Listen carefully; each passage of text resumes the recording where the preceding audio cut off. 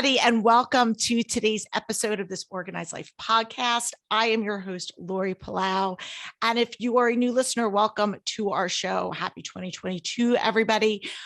We are kicking off 2022 with a bang. We have had productivity and mindset expert Mel Robbins on. We are talking about all different types of topics related to really making this year super productive, helpful, and getting you set off on the right track. And so joining me today is a great guest, and I cannot wait to chat with her. So I'm going to bring her out in a minute, but joining me is Brittany Dixon. And Brittany is a business strategist, and she is a productivity coach. And fun fact, she used to, which we'll talk about, she started her career as a professional organizer and then switched over. And I'm curious to talk to her a little bit about that as well, because I think there's so much overlap, but definitely going from that hands-on, physical organization to more of the intangible productivity is something that we do a lot, but don't always talk about. So I think we're going to talk about that. She is also a mom. She has twin girls, and so she is in the weeds with that. And I asked her to come on the show today to talk about systems, because so many of us have these great intentions of doing all of these things, and we want to do all these things, but we don't always have the systems in place to help execute it. And so I really wanted to have her come in to dial in and talk about some of those systems. And again, really just want to bring you all different types of people on our show. So if you're new to our show, make sure you go back and check out some of our back catalog. We've got over 200 episodes talking about all different types of topics. You can watch them on YouTube or listen to them on your favorite podcast app, or if you're somebody who likes to read our blogs, whatever it is. But we are here to help you get organized, whether that is organized with your time, organized with your space, whatever that is. So without further ado, help me welcome my co-host for the day, Miss Brittany Dixon. Welcome, Brittany, to the show. Hello. Thank you so much for having me, Laurie. No problem. And also, and again, we're going to have Don fix some of our stuff in post, but we were having some technical difficulties. So hopefully our sound quality is going to be great, but we're going to work through it. So, because that's what we do here in the podcasting world. So Brittany, I gave our listeners super very top line overview about who you are, what you do, but in your own words, just tell us a little bit about who you are. Yeah, absolutely. So my name is Brittany Dixon. I'm the CEO of Brittany Co. I live outside of Columbus, Ohio, in the small town of London, Ohio. Not the cool one where you get the English accent, but I'm a dog mom. I love board games. We do tons of camping. So just really love family time. But I actually started my business as a professional organizer and really have kind of just pivoted and been on this crazy entrepreneur roller coaster for the past 6 years. So now I help business owners really with back-end productivity and systems, and really just working smarter, not harder, so that they can actually meet their goals and impact their clients and build the business that they love. I love it. So I'm interested, just as a professional organizer, before we kind of get into the system stuff, just to kind of peel back the layers, because we do have a lot of other people who are in the professional organizing space who listen to our show. So how long were you a professional organizer, and what made that shift? I'm just, again, a little self-curious on that, because I think it's something that is very super relevant. So I worked in the event planning space for a corporate restaurant for about 4 years. Prior to that, I interned with a wedding planner. So I've just always been that like type A, organized, like systems and productivity type of person.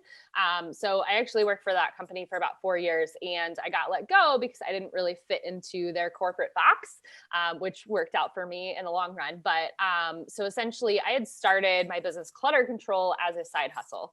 I saw that my superpower was organizing, and as a twin mom, I was part of a twin moms club here, and it was just a huge struggle for so many people. So I had to kind of make that mindset shift, like, oh, this is so easy. Like, just do it like this. And they're like, that doesn't make sense. Like, I don't know how to organize. So I did it as a side hustle when I was working full time. And when I got let go, I was like, okay, it's time for this to either be a plan A or like let it go, because there's just too much going on. So I dove in head first with no idea and no plan. But I organized houses for about 6 to 8 months. And then I really needed somebody helping with the business side of things. So I found a business coach. And really, once I hired her, I kind of found this entire online business space. So she kind of had led me in that direction and said, you know what, like, you could do this for businesses or just teach productivity versus being like hands-on physically doing it. And I was like, oh, that's a really interesting concept. So I continued doing the organizing for probably about another 9 months while I was like balancing and figuring stuff out. So probably in all about a year, but it was really that impact piece that drove me to the business side, because you can only organize so many houses. You can only go so far to physically organize. And with what I do now, I reach people worldwide. So and of course, the living the laptop life kind of style and being not tied to location was huge for me too. Yeah, I love it. Thanks for walking us through that. I'm always curious to hear anybody's entrepreneurial journey, because I think it's helpful to see where people started, how they started, and kind of how they fell into things. Because again, one of my other goals is just to help empower women all over to, find something that they love to do and that is their superpower, and figure out a way to monetize it. I mean, that's what I did. I always say, turn your passion into a profession. And, if you can do that, that's great. So thank you for sharing that. So, if people are listening to this in real time, it's the start of 2022, everyone is, trying to figure out what we can do better, what we can improve on, what we can streamline, what we can say no to. How can we streamline things? Life is crazy. And so healthy habits is really kind of what I want to, try to encourage people to do. It's not just about doing the habit, but it's why are we doing this and what can we do? So I want you to just kind of maybe open up the door to just share your thoughts and what your approach is when you talk to people about that. Yeah, absolutely. So I have a very holistic kind of view. Like, I feel like you have to have that kind of 30,000 foot view of what you want this life to be able to really structure and figure out what you want to do and what kind of habits you need to build to get there.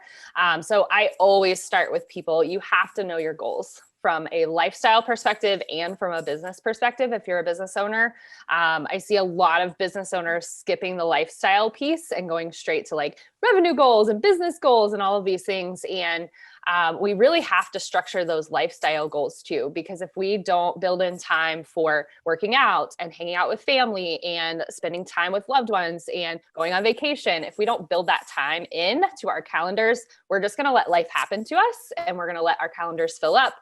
We're not going to be intentional with our time. So really determining those goals first from a high level is really, really important. But then equally important, if not more, is tying those actual systems and daily routines and things into your day so that you can actually hit those goals. So I always start high level, and then we start creating those systems to attach those activities to get to those goals for sure. I love that you're saying that. And all I kept thinking about when you were talking about, looking at the things that are really important to you, it's when you're figuring out, like when people say, pay yourself first, save first, do that first, because if you wait until everything's done and you're like, well, I'll just do with what's left, there's never anything left, right? Like, I don't know anybody that goes, well, I just have this pile of money, or I just have all of this extra free time. And I think it's a mistake that we all have made, right? And I don't know if it's a mistake or just absolutely. A way that we've been conditioned is we're going to do all of these things, and then whatever breadcrumbs are left, we're going to apply that. And we continually come up feeling depleted, again, whether that's depleted in our bank account or depleted in terms of our health or relationally or whatever it is. So I love the fact that when you sit down, you're like, well, really, what do you want to be doing? And I think it is true because again, so much, and I think the important, we're not discounting the importance of financial health and all of the other things. But if you're not looking at this one important piece and factoring that in, yeah. And I like to affects. break it into like 6 different buckets, right? So we have family, we've got financial. So we've got to really map out those, like, what are those things we want to do with our family? For us, one of those was a weekly board game night. We're huge board game people, but we find like we literally have like 90 board games. It's insane. Oh my gosh! What's your go-to? We like board games too. What is your? Okay, awesome. So one of our favorites is Forbidden Island. It's a like co-op game where all 4 people are trying to get out of the island before it sinks. So that one's really fun. I'm writing it down because I like to know, and I think they're also good gifts. So yes, and then we actually just got one for Christmas that we really love. It's called Parks. It's actually based on like national parks, and it is super, super fun because again, we're big campers. So we've been to a lot of the national parks.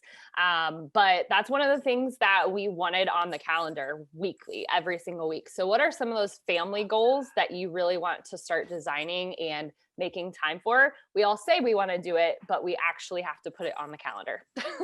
And then the next bucket is really financial. So how much money do you need to make? What are those things that you want to pay off? What are some of those big projects you want to pay for? Any of those goals around the finance side of things to make sure that you've got that financial health like you were talking about. Then we have fitness. So it's January as the time we're recording this. Everyone's talking about working out and doing all the things, right? But are you going to put the action in place to make those sustainable long-term and routines? And then we dive into like friends and relationships. I think a lot of us also want to do like girls' nights and hanging out. But if it's not on the calendar, everyone's schedule is just so busy that it doesn't happen. And then fun and like entertainment and travel. So like I said, camping trips, we're already putting those on the calendar.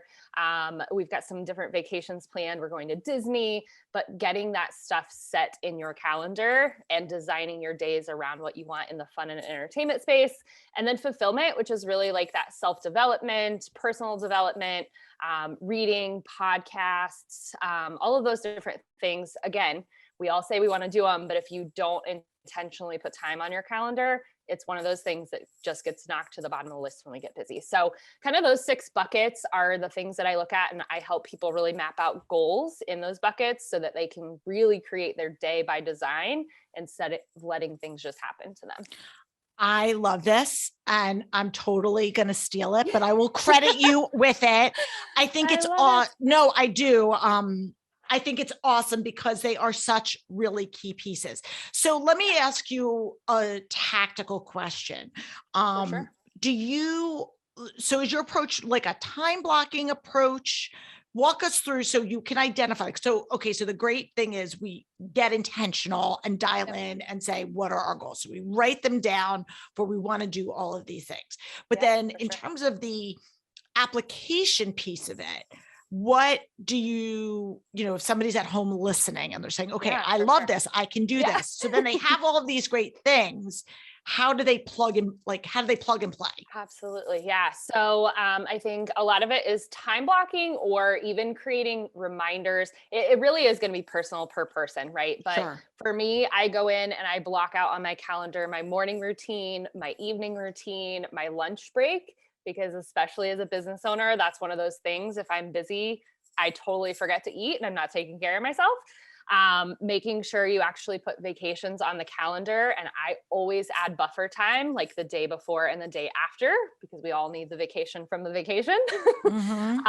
Blocking out time you want off for the holidays, blocking out self-care time, scheduling that. So like physically going and scheduling massages monthly or whatever those things are that really meet those bucket goals that we just talked about, putting them on the calendar. Because if they're not there, we're not going to do it. And we're going to get to the end of the month and be like, oh, we didn't do that this time. We'll do it next time. And life just gets so busy. At least if it's on the calendar and we need to move it, we're seeing it and we're actually like, oh yes, like I need to move that until next week, or we're pushing it back. But if we don't physically put it on the calendar and get reminders in our face about it, we're not going to do it. And we're going to then be like, oh, next year I have the exact same goals. And these goals are just going to keep coming up and we're not hitting them. Yeah, I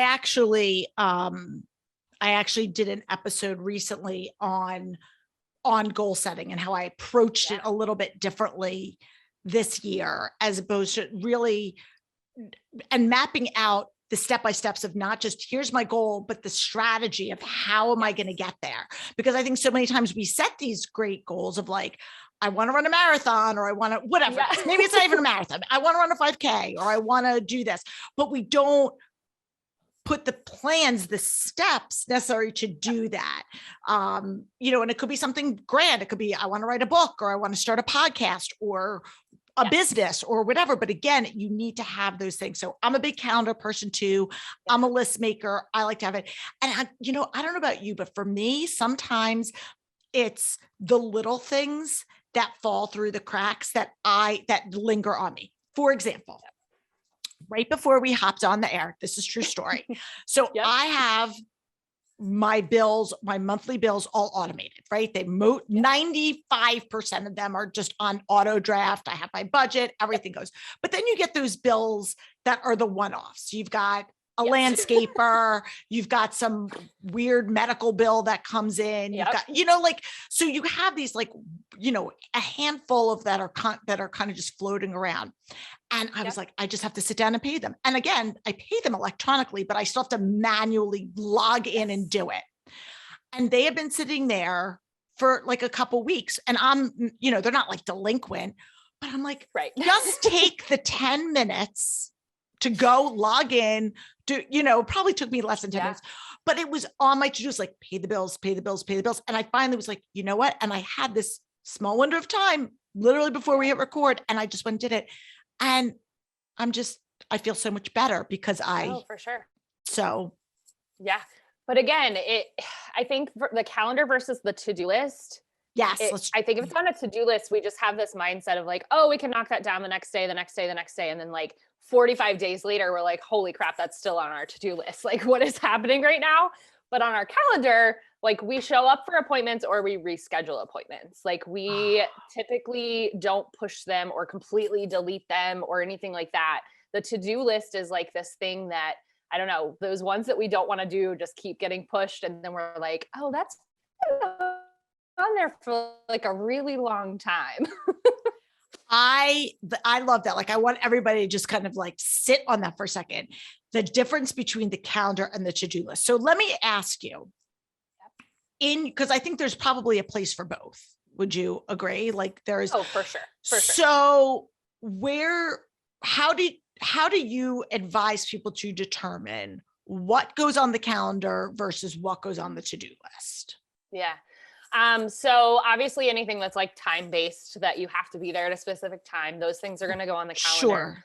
And then I think the things that are very, very important to you on those goal lists within those buckets, like I was just talking about that weekly game night, right? Like we decided we have some games that we've never even played because we have so many of them. We decided like, this is going to happen weekly. This needs to go on the calendar. So it's something that we want on reoccurrence or something that we are very, very intentional about putting into our schedule. Those things definitely need to go on the calendar. I think to-do lists, and I'm an electronic to-do list person. I've got Asana because I'm a business owner. So it's like a mix of both. Basically, if it's not on my calendar or in Asana, it doesn't happen. Like, let's just be real. Mm-hmm. But I think that those to-do lists are more of those like the items around the things that are on your calendar. So for example, coming on this podcast, right? Like that's on my calendar, but I've got to-do list items of like prep, make sure I'm ready, check in, like make some notes, create an outline, like that kind of stuff is the to-do list stuff. Because I have this too. I have some to-do list items that are on reoccurrence that I just push them down because I see them all the time. So I'm like, okay, I'll just do that tomorrow. And then, 2 months goes by and I'm like, that hasn't happened yet. So I think it really is the things that are super, super important to you just have to go on the calendar. They have to go. And then you can have to-do list items kind of associated with them. I agree. And I love it. And because people will say to me, what's the best calendar? What's the best to-do list system? And I don't know. I mean, I have my opinions about, to me, it's a personal thing. And I think, but I'm curious, as a productivity expert, what do you advise people when it comes to selecting a for system? sure. I'm a business owner, and I know that with business owners, it is easier to be electronic because there's a lot of back and forth email scheduling and things like that. I honestly think even for if you're not a business owner and you're just a mom at home, having something digital so that you can share with your spouse or with a friend, and you can edit things a lot easier than paper planners, right? What I really tell people is that even if you're a paper planner kind of person and a paper notes kind of person, like you really need to have it somewhere digital so that it's accessible all the time. Because what happens if you forget your planner and you're trying to book an appointment, right? What I do on the paper side of things, I actually have an iPad, so it's not like physical paper, but like I'll have my calendar and my to-do list, and I'll make like a list for the day that's visual, but everything has to go digital first. And like you said, it is very personal. It has to work for you. It's iPhone versus Android, Google versus Microsoft. Like it is very personal, but you do want to find something that works for you, that's easy, that's accessible from really anywhere. Yeah, and I agree. And I think for me, what I always tell people is you want the ease of retrieval. How quickly can you access the information 100%. That you need? And like you said, to share it, I remember I was thinking back. So, my kids are bigs. I have a 21 and an 18-year-old. So I'm in a totally different season of life, but I had 8-year-olds when I, obviously, at some point. And I remember them being involved in activities and trying to manage a paper calendar.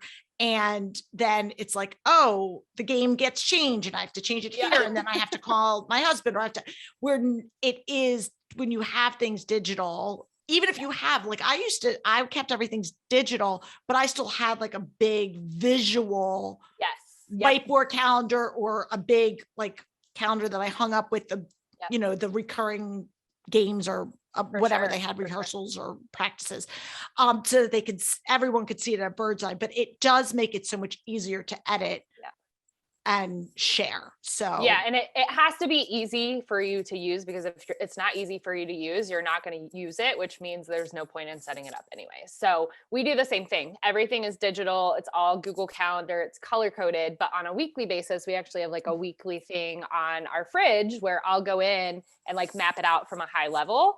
But if anything changes, it's a quick Google Calendar update instead of like completely reconfiguring it. I will also say less is always more. Like don't have like a physical calendar and a planner and a notebook and like you're not going to change it in 5 different places and something's going to get missed. So as simple and easy as you can make it. Like my calendar is for business, personal, and everything. Like all of it is in one. I don't have multiple calendars because it just makes it really hard to change stuff for sure.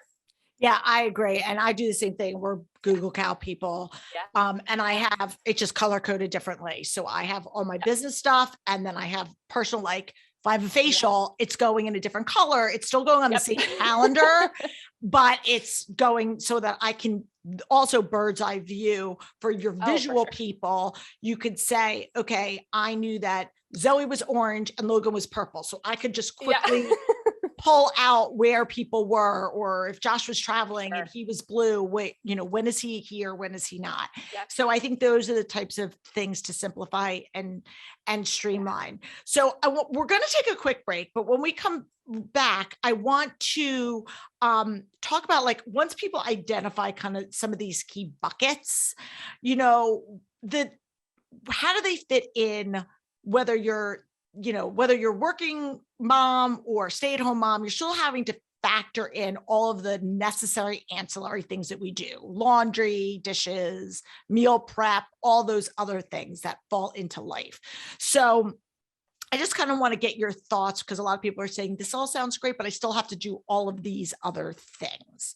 So sit tight. We'll be right back with Brittany from Brittany Co. So stay tuned. If you're a professional organizer or have thought about becoming a professional organizer but not sure where to start, you might want to check out our SBO Partner Program. It's a community of professional organizers from all over the globe who are running their own independent companies, but looking for community and some business strategies on how to grow and scale their business. To learn more, visit simplybeorganized.com and click on the Work With Me tab. All right, Brittany. You've got some, like, I love everything that you're saying, and I'm drinking your Kool-Aid. I'm right there with you. And I feel like there's a lot of people that are out there that go, this sounds great. I can do all these things. I still just don't feel like I have enough hours in the day to do all the things I'm having, whether I work outside the home or not. I have all of these other things. And then, of course, life pops up, whether it's sickness or virtual school or whatever it is that is throwing a monkey wrench in my plans. Yeah. Can you just speak into that a little bit? Yeah, absolutely. Again, I think this is like, you have to step back and slow down before you can speed up kind of situation.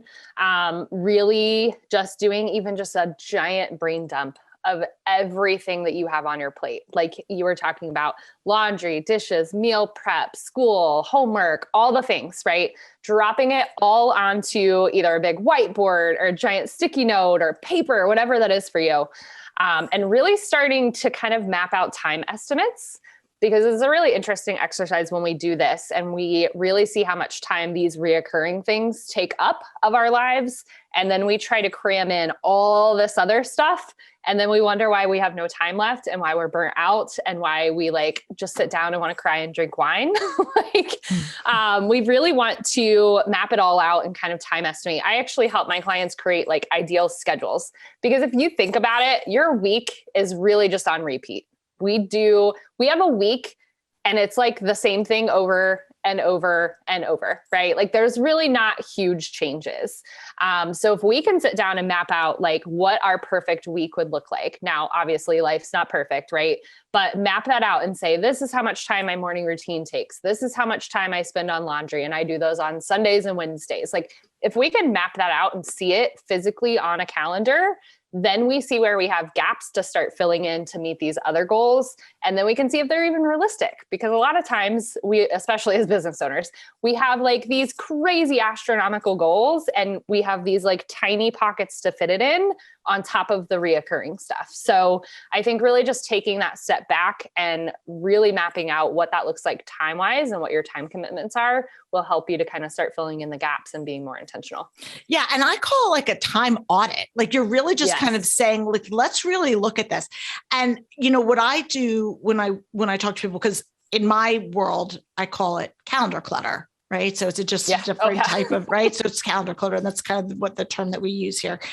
And it's, there's so many times where physical clutter is so much easier to address, even though it's overwhelming and all of the things, but you can see it, it's tangible. But when you start getting into calendar and digital and time, it's just kind of out there and you're like, yes, I can do that. Or you don't factor in the time it takes you to drive back and forth to carpool, or the time it takes you to whatever. And so you lose all of this where you're like, oh, well, I'm just dropping my kid at daycare, but you forget that it's 20 minutes there, it's 20 minutes back. So you start to lose hours when you do these exercises. And I know I've done them for myself over the years. And it can change seasonally. It's not this is where my life is. But I think for a lot of people, not necessarily taking the time to do that leaves them just feeling frustrated and depleted. For sure. Yeah. I mean, I think the biggest shift for me was adding in the drive time before and after appointments, even when I was just organizing houses, right? Because you've got to make sure you're not going from appointment to appointment and then you're late, because it just creates this stress that just keeps going and going and going and it never gets better. So that was one of the biggest shifts for me, was adding in drive time. And even now that I'm digital, I work from a co-working space. So driving to there and being intentional about listening to my podcast or my audiobooks during that time frame. So it's a time audit. And like you said, it is going to be different season to season, right? Maybe when the kids are in school, it's a lot more hectic because there's all the activities and all the things, but summertime is different. So auditing that and really kind of laying that out, because I think even with my business owners that I work with, they're like, oh yeah, I'm full time. I'm 40 hours a week. And then we start taking out those dropping off the kids, lunch breaks, self-care time, and they really only have 20 hours a week, but they're trying to cram 40 hours into 20. So I think the time audit is the biggest thing that will give you the clarity so that you can start making those shifts and changes. And so how often, if somebody's out there listening, how often should they do that? Do you recommend? Yeah. I mean, honestly, I think if you do it like a couple times a year, you should probably be good. I think that if you get into a season of like everything is just like one after the other and super, super stressful, and you feel like your time's kind of getting out of control, maybe throw that in and say like, oh, we must be in like a crazy season. Let's kind of try to recalibrate kind of thing. But I think a couple times a year is really good. Like obviously the beginning of the year, and then probably the middle of the year when things kind of start falling off because we haven't stuck to our commitments and things. I would say too is probably good unless you're in a crazy season for sure. Yeah, I agree. I always like to do one around, and it depends on the season of life that you're in too, right? Yeah. So if you're a mom and your kid goes to school, and now they have people, depending on where you live, where they go year round, but where we live, they still are on that 10-month schedule. So I would always, when my kids were younger, have to kind of do another time audit again, because my schedule would shift. And at the time, whether it's what I'm prioritizing at that time is going to look different than back when they were, in school full time or whatever. And if you're in business, your business may have a busier season. If you're an accountant, you might be busier, for example, at the beginning or, right around tax time, then things kind of let off the gas. So I think, what I want to say to people, and it sounds like you're on the same page as I am, is think about where you are. And it's not, as much as we want to templatize our lives, we do have to adjust for the ebbs and flows because life is fluid. Yeah, for sure. And it goes back to those buckets, right? Like you've got all of those buckets of things you want to do. You've mapped this out. We've started putting it onto your calendar, but you always have to refine the system. Even in business, you have to refine the system. Every team member you add, there's more processes. Every software you change, there's new processes that affect other processes. So literally you have to have the plan in place and put the action in place, but it's like this constant refining of the system to make it work for you and your family and your lifestyle and the season of life you're in. And I like to tell my clients, they just need to think in systems, and even in life, right? Like think in systems, like how can I make this easier? How can I create checklists so that it's not like a mental burden on myself? How can I create this to be faster?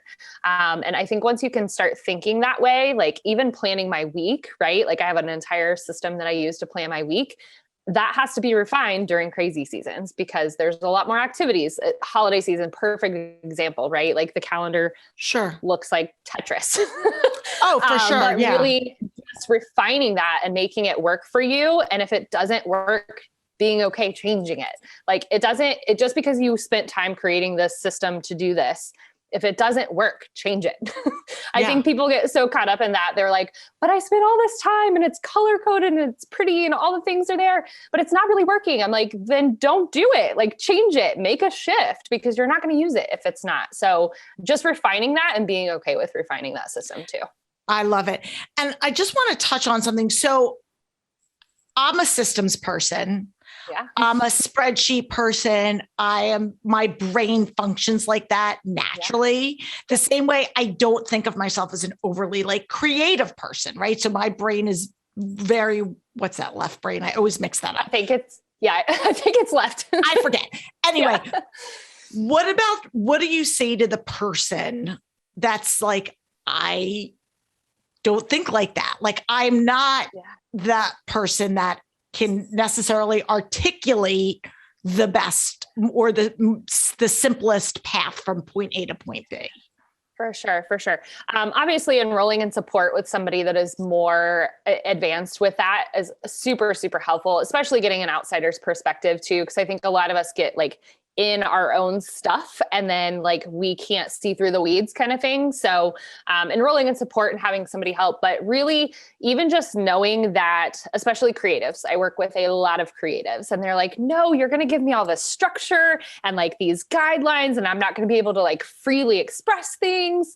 But I think even just knowing that more structure actually creates more freedom is a huge thing to even just think of, because the more structure you have, the more proactive you can be. And it actually frees up like your creative space like crazy. The more checklists I have in place that I don't have to think about things, my brain is free to like go do whatever. It's when I have those systems in place that I actually come up with the best ideas in the business.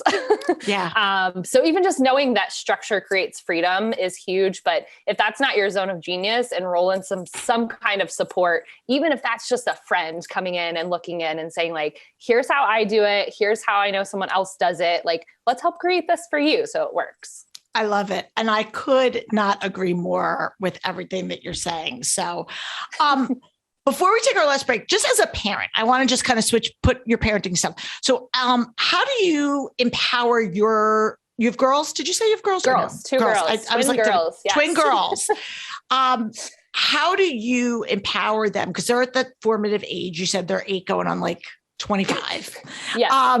With the attitude, we got 8 going on 13 for yes. sure. So, what specific steps have you done to this point? Because again, we want to, if you are a parent listening out there, you want to empower your kids to be independent with their time and with their stuff. You want them to be intentional with their time and their stuff and know how to do things. That's like part of life skills. So what things have you applied in your own life with your kids? For sure. So I've owned my business since they were like 3. So they've kind of seen a lot of this too, just kind of behind the scenes, which is really cool. But we actually just got these goal books for them. And it's like a workbook that you put in, but it was exactly what I wanted for them. It was like, here's the goal. You can draw a picture of the goal and what that looks like for you. But then it gave them like the tasks associated with it. Like it gave them like 3 check boxes to be like, okay, here's the goal, but how are we going to get there? I think that's something that's really not taught, is that we think about goals, but then there's no action attached to it. And you had mentioned that earlier. So that was one of the things we did, and we did it last year. They weren't as consistent with it. So just kind of keeping on them. But that goals book is really helpful. And then they actually have the watches, like the phone watches, but they have timers on them. So I've kind of just empowered them to set their own timers for different things that they want to do. So they've got like reminders to read and reminders to do their homework. Not that they have a ton of homework right now, but the one time a week they do. And like they have activities that they want to do, like just empowering them to say like, that's your watch, go set your reminders, go do your thing. Those have been super, super helpful. And then from like a clutter standpoint, we're minimalist here, except for board games. So just empowering them to like the 1 in, 1 out rule, like, oh, you got a new toy. Like, is there anything we can give away? And then that happens a ton before Christmas too. We're like, we got to do the clean out before we get all the new things. And we're huge on just experiences versus stuff too. So really just applying the intention, but also the action and giving them the tools that they need to really be more responsible and like start doing these things. And obviously, again, that changes by season, right? Like that looks so much different at 8 than it will at 15. Yeah, for sure. Just giving them those tools and starting to get them thinking in systems and checklists and things. I have one daughter that's like super type A, like she's got the organized buckets by color. And then I have the other daughter that's just like winging it. She's like, it's fine. Everything's great. And they were in the womb together and they are still different. So because I know my girls are, yeah, it's so funny. And we've got one blonde curly hair and one with dark straight hair. Like they're complete opposites of each other. That's so funny. That's so funny. Yeah. But yeah, I think the key is consistency also. Just being consistent and the earlier that you could start that with your kids. Again, I always feel like a public service announcement, but it's so the more you can do for your kids. And they see me doing it, right? Like you have to model that action. So they see me weekly writing out our thing and they see me weekly making a checklist list of stuff we have to do on the weekends, and they are seeing that. So even if I'm not teaching it, like they're getting the lessons. Yeah, you're modeling the good behavior. And so I think that's great. Yes. All right. So before we take our last break, tell our listeners where they can find you, the best place to connect up with you. If they are somebody that feels like, hey, I do need some extra support and they want to learn more, just give them all the places to go. Absolutely. Okay. So our website is bcohq.co. So you can that's our digital footprint. You can find all the things. But the place where I like to hang out the most is our community. So it's the Productivity Pod community. We actually host it on Mighty Networks. They have an app. So it's very similar to a Facebook group, but without all the distractions. And that's just the productivitypodcommunity.co. And then I hang out on Instagram the most. It's brittanyandco.consulting for my handle there. I share kids and business and cakes and board games and all the things. So those would probably be the top three. I love it. And we, of course, but for anybody that's new, we will have links to all things Brittany and Brittany Co. on our website and in our show notes. So you'll definitely be able to connect up with her in multiple places. So that's awesome. We're going to take one more quick break. We're going to come back, just put you in the hot seat for our wrap-up questions. So sit tight. How many of you have ever thought, I have absolutely nothing to wear, even though you're staring at a rack filled with clothes? If that's you, you are absolutely not alone. I dreaded shopping. I dreaded the thought of shopping until I met my friend, Jeannie Stithma-Winnie, who's the founder of Your Color Guru. Your Color Guru looks at your personalized style, hair color, eye color, complexion, and helps match what color schemes look best for you. So instead of sitting there buying things that you think are going to look good or that you hope look good, Jeannie actually allows you to shop freely within the guise of saying, these are the colors that make you look your best, which quite frankly, who doesn't want to look their best? So she put together a special coupon code for This Organized Life listeners. And I can tell you that I've been getting tons of thank you notes from people saying this has completely revolutionized how they shop and allowed them to make smarter choices when they are going to, whether it's online shopping or in-person shopping. So I encourage you to check this out. Visit her website, Your Color Guru, and she gives a special promo code to all This Organized Life listeners. Just punch in the code Organized Life and you can get 10% off your consultation. I am telling you, it is a game changer. It was a game changer for me, and it is a game changer for all of the people who I know have been working with her for the past 2 years. So definitely check it out. And when you talk to her, make sure that you tell her that I sent you. All right, Brittany, this has been super fun because obviously I love talking about system strategies, productivity, organization, all of the things. We love to ask, because our show is about honesty, authenticity. We always ask our guests a few wrap-up questions. So right now, and I know you mentioned a couple of things. I know you're board game people. I feel like I need to ask another fun question about board games.